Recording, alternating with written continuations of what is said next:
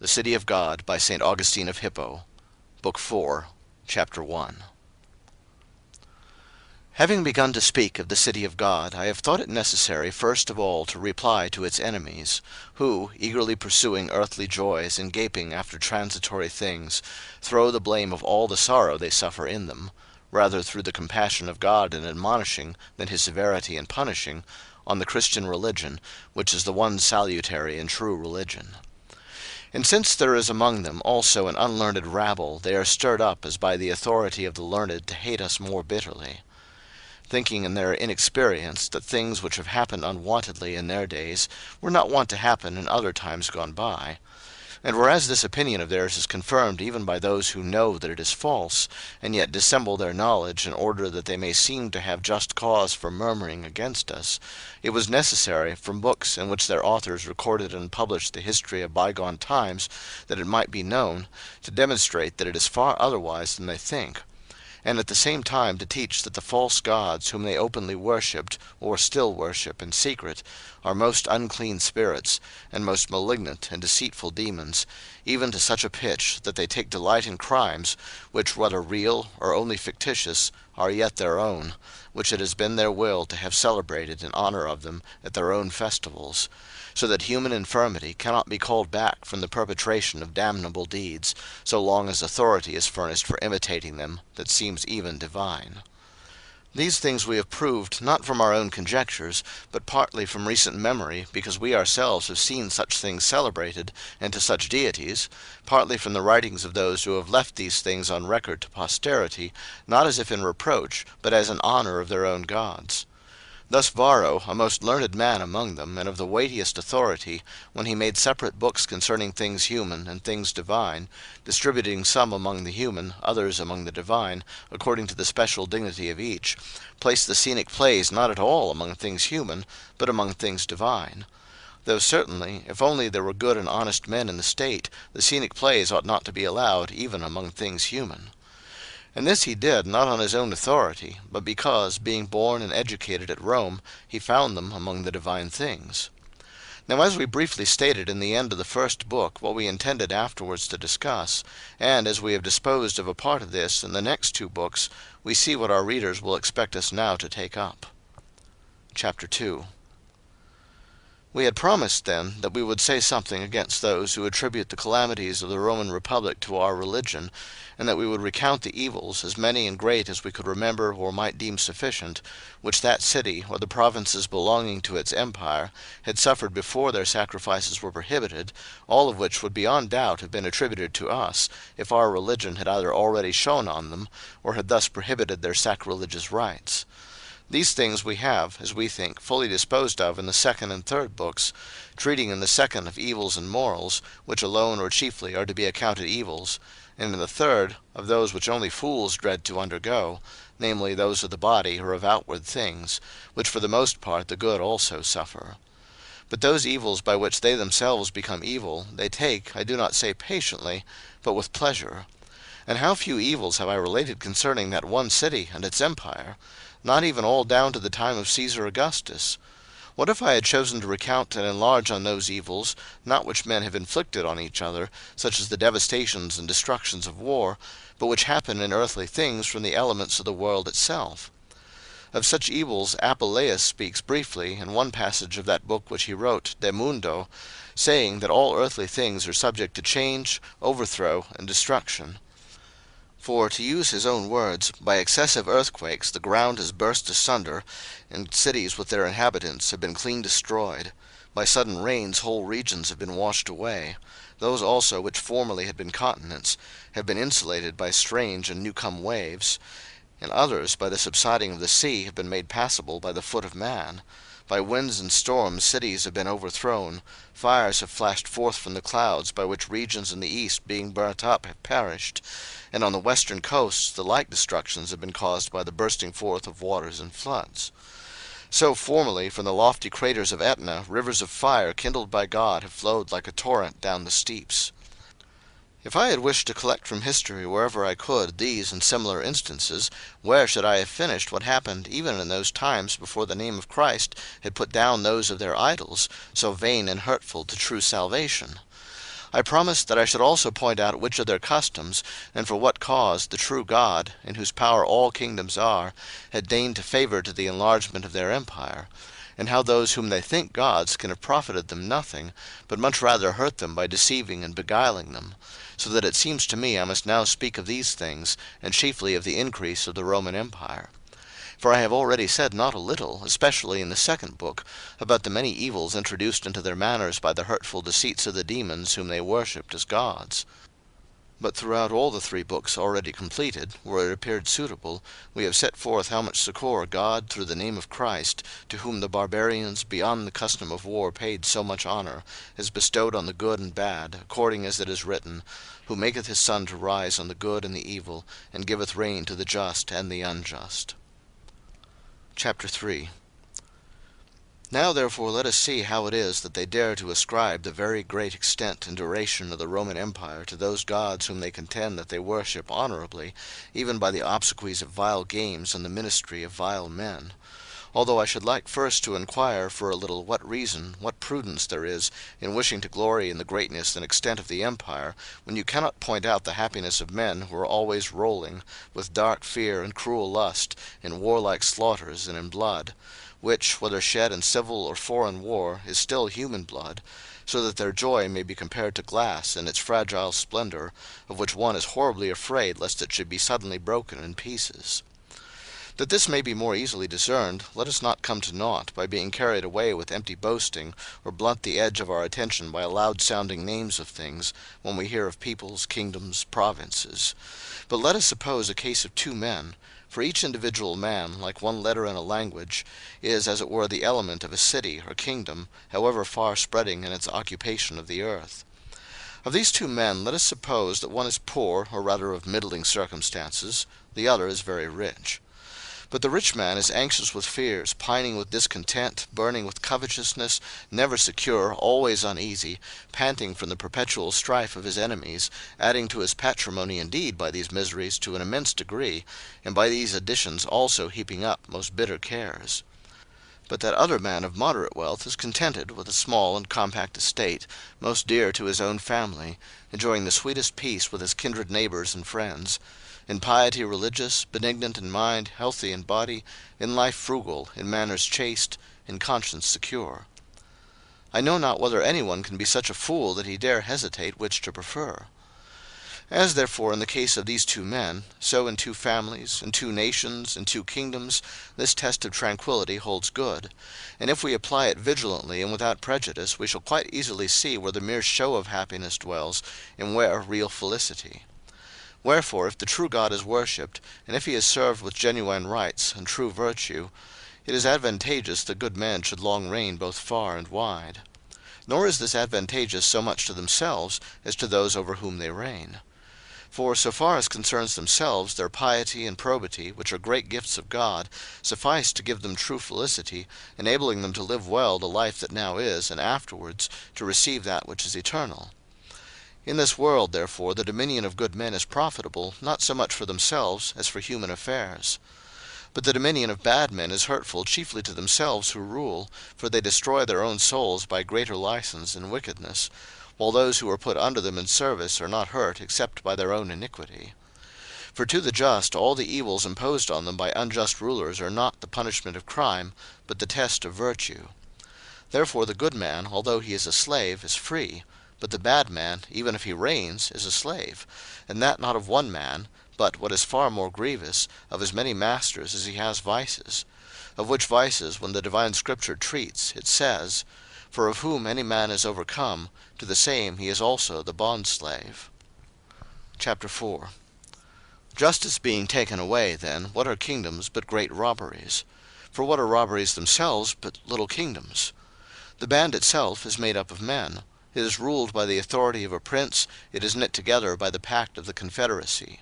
The booty is divided by the law agreed on. If by the admittance of abandoned men this evil increases to such a degree that it holds places, fixes abodes, takes possession of cities, and subdues peoples, it assumes the more plainly the name of a kingdom, because the reality is now manifestly conferred on it, not by the removal of covetousness, but by the addition of impunity. Indeed, that was an apt and true reply which was given to Alexander the Great by a pirate who had been seized. For when that king had asked the man what he meant by keeping a hostile possession of the sea, he answered with bold pride, "What thou meanest by seizing the whole earth. But because I do it with a petty ship, I am called a robber, whilst thou who dost it with a great fleet art styled emperor." Chapter 5.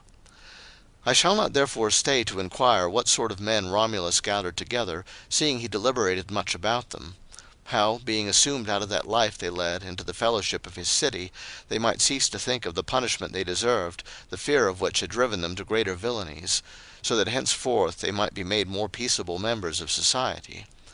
But this I say, that the Roman Empire, which by subduing many nations had already grown great and an object of universal dread, was itself greatly alarmed, and not only with much difficulty avoided a disastrous overthrow, because a mere handful of gladiators in Campania, escaping from the games, had recruited a great army, appointed 3 generals, and most widely and cruelly devastated Italy. Let them say what god aided these men, so that from a small and contemptible band of robbers they attained to a kingdom feared even by the Romans, who had such great forces and fortresses. Or will they deny that they were divinely aided because they did not last long? As if indeed the life of any man whatever lasted long. In that case too the gods aid no one to reign, since all individuals quickly die. Nor is sovereign power to be reckoned a benefit, because in a little time in every man, and thus in all of them one by one, it vanishes like a vapor. For what does it matter to those who worship the gods under Romulus and are long since dead, that after their death the Roman Empire has grown so great, while they plead their causes before the powers beneath? Whether those causes are good or bad, it matters not to the question before us. And this is to be understood of all those who carry with them the heavy burden of their actions, having in the few days of their life swiftly and hurriedly passed over the stage of the imperial office, although the office itself has lasted through long spaces of time, being filled by a constant succession of dying men. If, however, even those benefits which last only for the shortest time are to be ascribed to the aid of the gods, these gladiators were not a little aided, who broke the bonds of their servile condition, fled, escaped, raised a great and most powerful army, obedient to the will and orders of their chiefs, and much feared by the Roman majesty, and remaining unsubdued by several Roman generals, seized many places, and having won very many victories, enjoyed whatever pleasures they wished, and did what their lust suggested, and, until at last they were conquered, which was done with the utmost difficulty, lived sublime and dominant. But let us come to greater matters. Chapter 6. Justinus, who wrote Greek or rather foreign history in Latin, and briefly, like Trogus Pompeius, whom he followed, begins his work thus. In the beginning of the affairs of peoples and nations, the government was in the hands of kings, who were raised to the height of this majesty not by courting the people, but by the knowledge good men had of their moderation. The people were held bound by no laws, the decisions of the princes were instead of laws. It was the custom to guard rather than to extend the boundaries of the empire, and kingdoms were kept within the bounds of each ruler's native land. Ninus, king of the Assyrians, first of all, through new lust of empire, changed the old and, as it were, ancestral custom of nations. He first made war on his neighbours, and wholly subdued as far as to the frontiers of Libya the nations as yet untrained to resist. And a little after he says, Ninus established by constant possession the greatness of the authority he had gained. Having mastered his nearest neighbours, he went on to others, strengthened by the accession of forces, and by making each fresh victory the instrument of that which followed, subdued the nations of the whole East. Now with whatever fidelity to fact either he or Trogus may in general have written, for that they sometimes told lies is shown by other more trustworthy writers, yet it is agreed among other authors that the kingdom of the Assyrians was extended far and wide by King Ninus. And indeed it lasted so long that the Roman Empire has not yet attained the same age. For as those who write have treated of chronological history, this kingdom endured for 1240 years from the first year in which Ninus began to reign, until it was transferred to the Medes. But to make war on your neighbours, and thence to proceed to others, and through mere lust of dominion to crush and subdue people who do you no harm, what else is this to be called than great robbery? Chapter 7. If this kingdom was so great and lasting without the aid of the gods, why is the ample territory and long duration of the Roman Empire to be ascribed to the Roman gods? For whatever is the cause in it, the same is in the other also. But if they contend that the prosperity of the other also is to be attributed to the aid of the gods, I ask of which? For the other nations whom Ninus overcame did not then worship other gods. Or if the Assyrians had gods of their own, who, so to speak, were more skillful workmen in the construction and preservation of the empire, whether are they dead, since they themselves have also lost the empire? Or, having been defrauded of their pay, or promised a greater, have they chosen rather to go over to the Medes, and from them again to the Persians, because Cyrus invited them, and promised them something still more advantageous? This nation, indeed, since the time of the kingdom of Alexander the Macedonian, which was as brief in duration as it was great in extent, has preserved its own empire, and at this day occupies no small territories in the east. If this is so, then either the gods are unfaithful, who desert their own and go over to their enemies, which Camillus, who was but a man, did not do, when, being victor and subduer of a most hostile state, although he had felt that Rome, for whom he had done so much, was ungrateful, yet afterwards, forgetting the injury and remembering his native land, he freed her again from the Gauls. Or they are not so strong as gods ought to be, since they can be overcome by human skill or strength. Or if, when they carry on war among themselves, the gods are not overcome by men, but some gods who are peculiar to certain cities are perchance overcome by other gods, it follows that they have quarrels among themselves which they uphold, each for his own part. Therefore a city ought not to worship its own gods, but rather others who aid their own worshippers. Finally, whatever may have been the case as to this change of sides, or flight, or migration, or failure in battle on the part of the gods, the name of Christ had not yet been proclaimed in those parts of the earth when these kingdoms were lost and transferred through great destructions and war. For if, after more than 1200 years, when the kingdom was taken away from the Assyrians, the Christian religion had there already preached another eternal kingdom, and put a stop to the sacrilegious worship of false gods, what else would the foolish men of that nation have said, but that the kingdom which had been so long preserved could be lost for no other cause than the desertion of their own religions and the reception of Christianity? In which foolish speech that might have been uttered, let those we speak of observe their own likeness, and blush, if there is any sense of shame in them, because they have uttered similar complaints. Although the Roman Empire is afflicted rather than changed, a thing which has befallen it in other times also, before the name of Christ was heard, and it has been restored after such affliction, a thing which even in these times is not to be despaired of. For who knows the will of God concerning this matter? Chapter 8.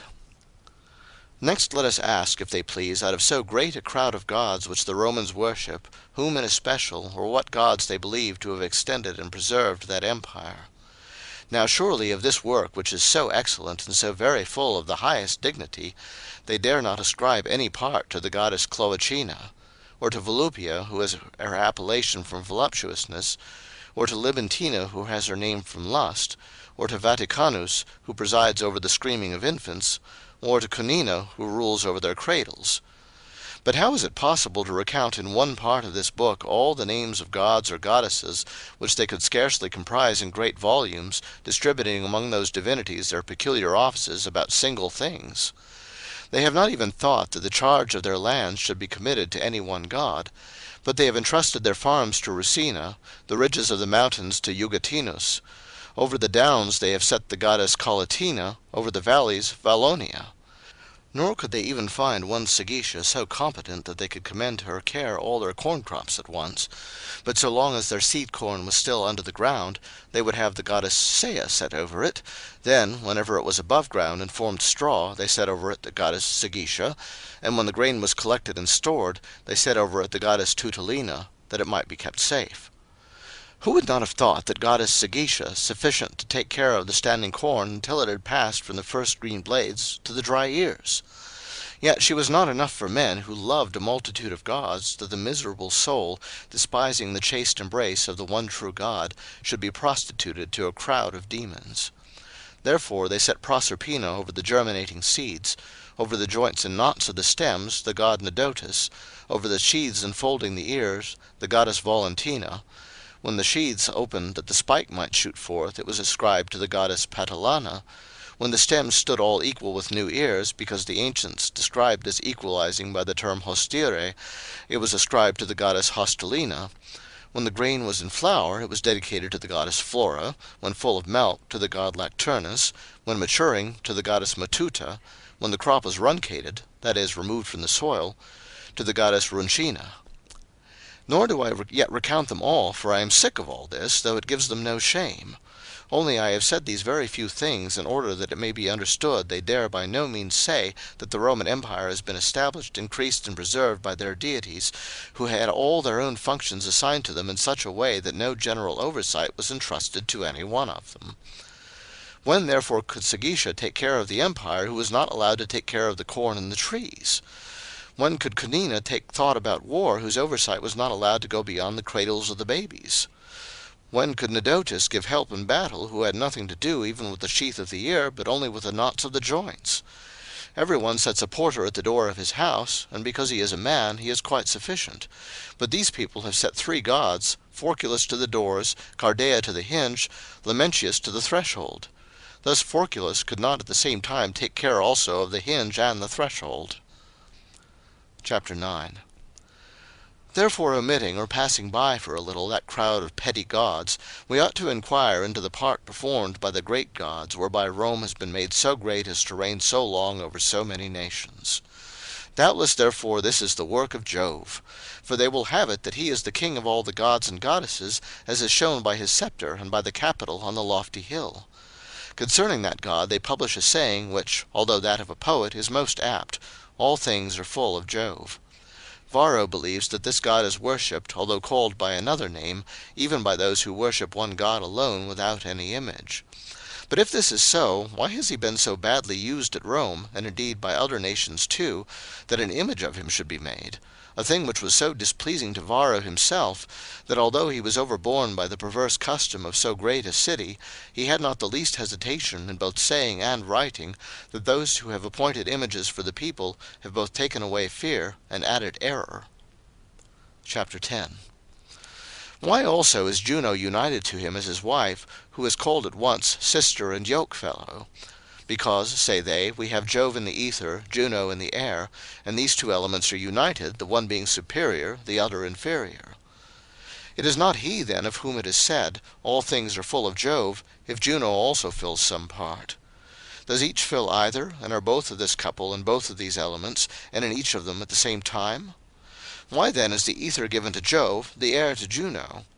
Besides, these 2 should have been enough. Why is it that the sea is assigned to Neptune, the earth to Pluto? And that these also might not be left without mates, Salacia is joined to Neptune, Proserpine to Pluto. For they say that as Juno possesses the lower part of the heavens, that is, the air, so Salacia possesses the lower part of the sea, and Proserpine the lower part of the earth. They seek how they may patch up these fables, but they find no way.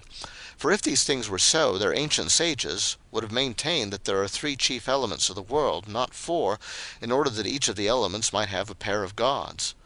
Now they have positively affirmed that the ether is one thing, the air another. But water, whether higher or lower, is surely water. Suppose it ever so unlike, can it ever be so much so as no longer to be water?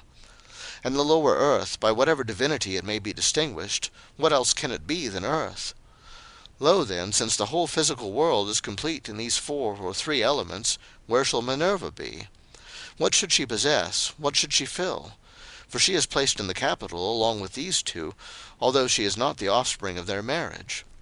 Or if they say that she possesses the higher part of the ether, and on that account the poets have feigned that she sprang from the head of Jove, why then is she not rather reckoned the queen of the gods because she is superior to Jove?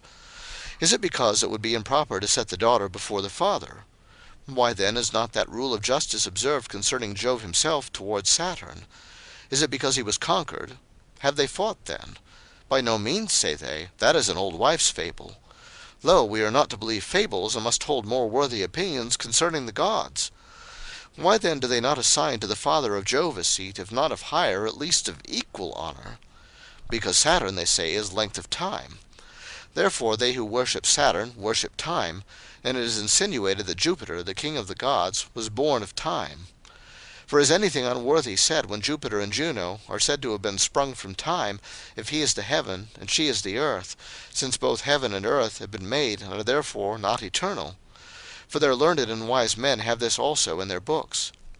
Nor is that saying taken by Virgil out of poetic figments, but out of the books of philosophers.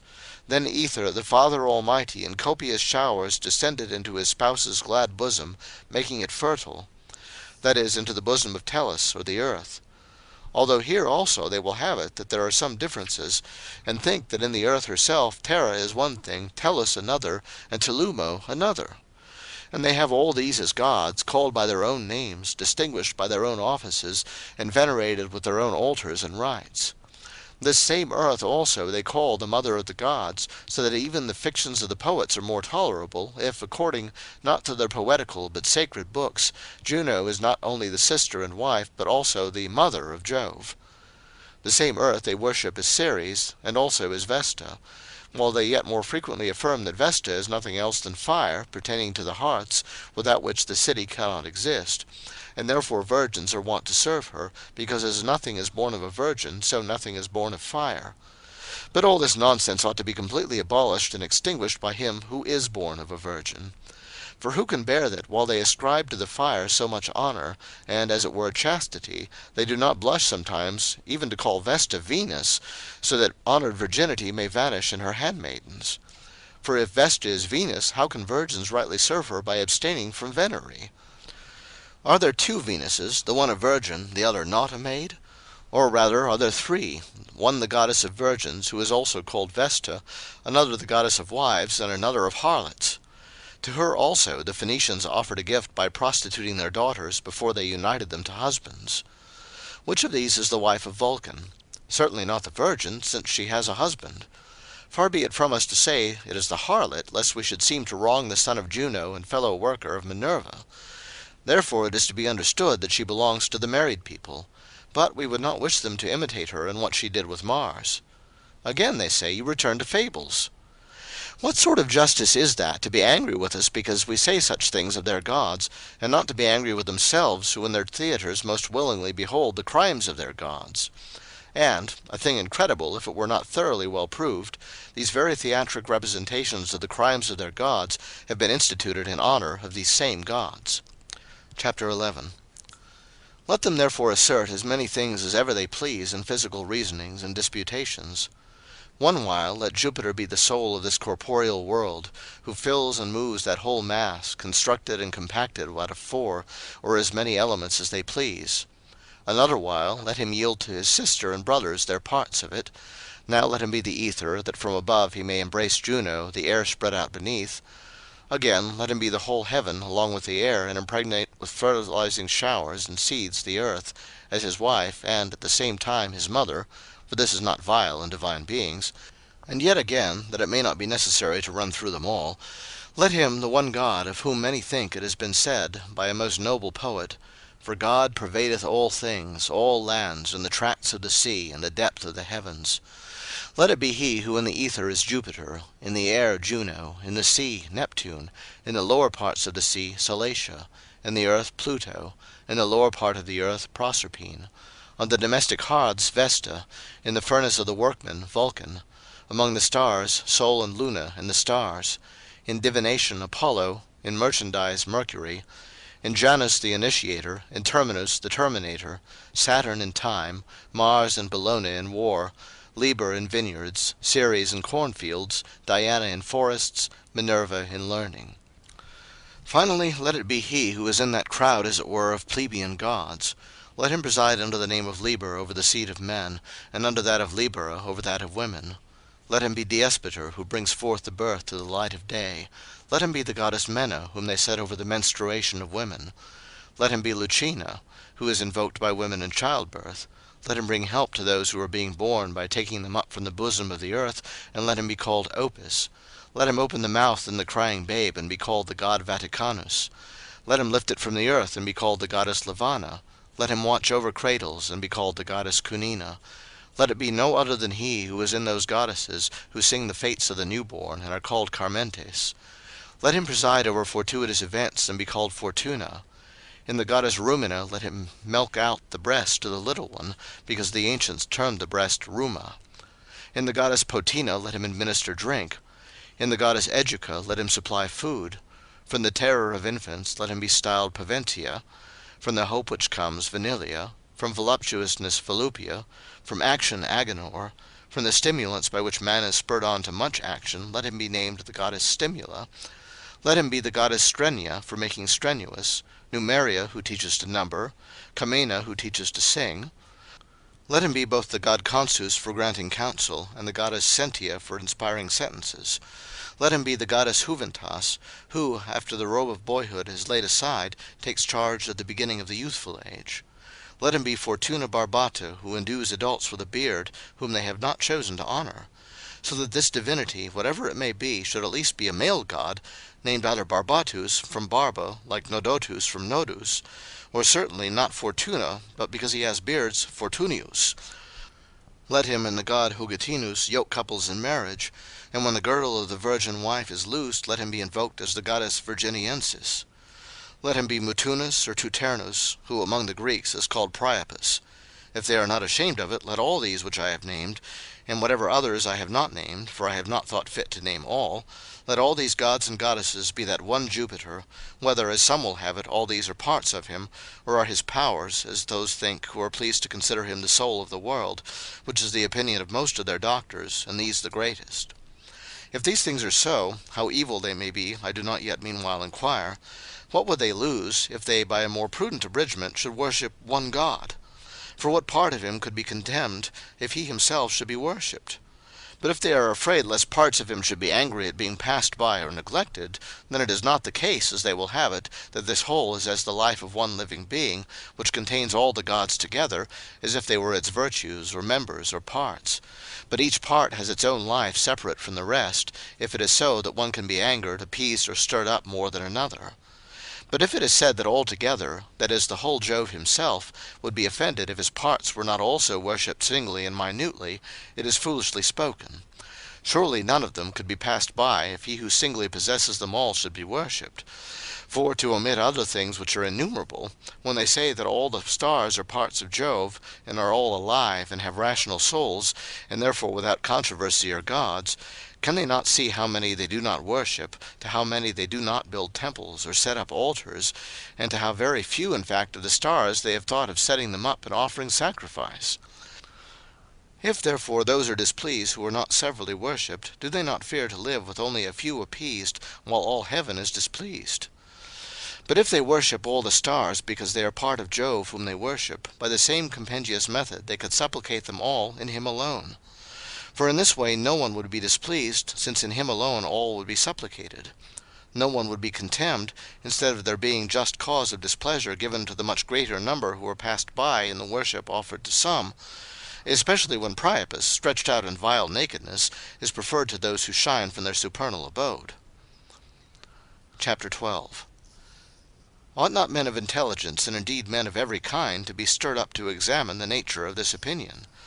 For there is no need of excellent capacity for this task, that putting away the desire of contention, they may observe that if God is the soul of the world, and the world is as a body to him, who is the soul, he must be one living being consisting of soul and body, and that this same God is a kind of womb of nature containing all things in himself, so that the lives and souls of all living things are taken, according to the manner of each one's birth, out of his soul which vivifies that whole mass, and therefore nothing at all remains which is not a part of God. And if this is so, who cannot see what impious and irreligious consequences follow, such as that whatever one may trample, he must trample a part of God, and in slaying any living creature a part of God must be slaughtered? But I am unwilling to utter all that may occur to those who think of it, yet cannot be spoken without irreverence. Chapter 13. But if they contend that only rational animals, such as men, are parts of God, I do not really see how, if the whole world is God, they can separate beasts from being parts of him. But what need is there of striving about that?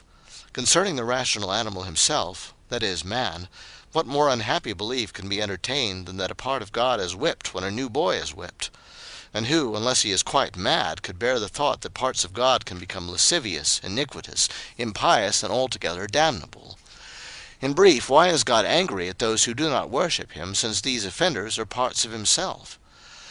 It remains therefore that they must say that all the gods have their own lives, that each one lives for himself, and none of them is a part of any one, but that all are to be worshipped, at least as many as can be known and worshipped, for there are so many it is impossible that all can be so. And of all these I believe that Jupiter, because he presides as king, is thought by them to have both established and extended the Roman Empire. For if he has not done it, what other god do they believe could have attempted so great a work, when they must all be occupied with their own offices and works, nor can one intrude on that of another? Could the kingdom of men then be propagated and increased by the king of the gods? Chapter 14. Here, first of all, I ask why even the kingdom itself is not some god? For why should it not also be so, if Victory is a goddess? Or what need is there of Jove himself in this affair, if Victory favours and is propitious, and always goes to those whom she wishes to be victorious? With this goddess favourable and propitious, even if Jove was idle and did nothing, what nations could remain unsubdued, what kingdom would not yield? But perhaps it is displeasing to good men to fight with most wicked unrighteousness, and provoke with voluntary war neighbours who are peaceable and do no wrong, in order to enlarge a kingdom. If they feel thus, I entirely approve and praise them. Chapter 15. Let them ask then whether it is quite fitting for good men to rejoice in extended empire. For the iniquity of those with whom just wars are carried on favours the growth of a kingdom, which would certainly have been small if the peace and justice of neighbours had not by any wrong provoked the carrying on of war against them. And human affairs being thus more happy, all kingdoms would have been small, rejoicing in neighbourly concord, and thus there would have been very many kingdoms of nations in the world, as there are very many houses of citizens in a city. Therefore to carry on war and extend a kingdom over wholly subdued nations seems to bad men to be felicity, to good men necessity. But because it would be worse that the injurious should rule over those who are more righteous, therefore even that is not unsuitably called felicity. But beyond doubt it is greater felicity to have a good neighbour at peace than to conquer a bad one by making war. Your wishes are bad when you desire that one whom you hate or fear should be in such a condition that you can conquer him.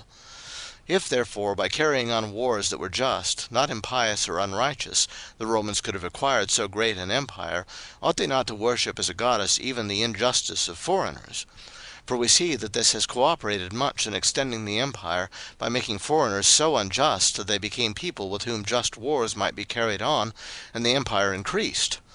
And why may not injustice, at least that of foreign nations, also be a goddess, if fear and dread and ague have deserved to be Roman gods? By these two, therefore, that is, by foreign injustice, and the goddess Victoria, for injustice stirs up causes of wars, and Victoria brings these same wars to a happy termination, the empire has increased, even although Jove has been idle. For what part could Jove have here, when those things which might be thought to be his benefits are held to be gods, called gods, worshipped as gods, and are themselves invoked for their own parts? He also might have some part here, if he himself might be called Empire, just as she is called Victory. Or if Empire is the gift of Jove, why may not Victory also be held to be his gift? And it certainly would have been held to be so, had he been recognized and worshipped, not as a stone in the Capitol, but as the true King of kings and Lord of lords. Chapter 16. But I wonder very much that while they assign to separate gods single things, and well nigh all movements of the mind, that while they invoke the goddess Agenoria, who should excite to action, the goddess Stimula, who should stimulate to unusual action, the goddess Mercia, who should not move men beyond measure, but make them, as Pomponius says, merced, that is, too slothful and inactive, the goddess Strenua, who should make them strenuous, and that while they offered to all these gods and goddesses solemn and public worship, they should yet have been unwilling to give public acknowledgment to her whom they named Quies, because she makes men quiet, but built her temple outside the Colline gate. Whether was this a symptom of an unquiet mind, or rather was it thus intimated, that he who should persevere in worshipping that crowd, not to be sure of gods, but of demons, could not dwell with quiet? To which the true physician calls, saying, Learn of me, for I am meek and lowly in heart, and ye shall find rest unto your souls. Chapter 17. Or do they say, perhaps, that Jupiter sends the goddess Victoria, and that she, as it were, acting in obedience to the king of the gods, comes to those to whom he may have dispatched her, and takes up her quarters on their side? This is truly said, not of Jove, whom they, according to their own imagination, feigned to be the king of the gods, but of him who is the true eternal king, because he sends not Victory, who is no person, but his angel, and causes whom he pleases to conquer, whose counsel may be hidden, but cannot be unjust. For if Victory is a goddess, why is not Triumph also a god, and joined to Victory either as husband, or brother, or son? Indeed, they have imagined such things concerning the gods, that if the poets had feigned the like, and they should have been discussed by us, they would have replied that they were laughable figments of the poets, not to be attributed to true deities. And yet they themselves did not laugh when they were, not reading in the poets, but worshipping in the temples, such doting follies. Therefore they should entreat Jove alone for all things, and supplicate him only. For if Victory is a goddess, and is under him as her king, wherever he might have sent her, she could not dare to resist and do her own will rather than his. Chapter 18. What shall we say besides of the idea that Felicity also is a goddess? She has received a temple, she has merited an altar, suitable rites of worship are paid to her. She alone then should be worshipped, for where she is present, what good thing can be absent? But what does a man wish, that he thinks Fortune also a goddess, and worships her? Is Felicity one thing, Fortune another? Fortune indeed may be bad as well as good, but Felicity, if it could be bad, would not be Felicity. Certainly we ought to think all the gods of either sex, if they also have sex, are only good. This says Plato, this say other philosophers, this say all estimable rulers of the republic and the nations. How is it then that the goddess Fortune is sometimes good, sometimes bad? Is it perhaps the case that when she is bad she is not a goddess, but is suddenly changed into a malignant demon? How many Fortunes are there then? Just as many as there are men who are fortunate, that is, of good fortune. But since there must also be very many others who at the very same time are men of bad fortune, could she, being one and the same fortune, be at the same time both good and bad, the one to these, the other to those? She who is the goddess, is she always good? Then she herself is Felicity. Why then are two names given her? Yet this is tolerable, for it is customary that one thing should be called by two names. But why different temples, different altars, different rituals?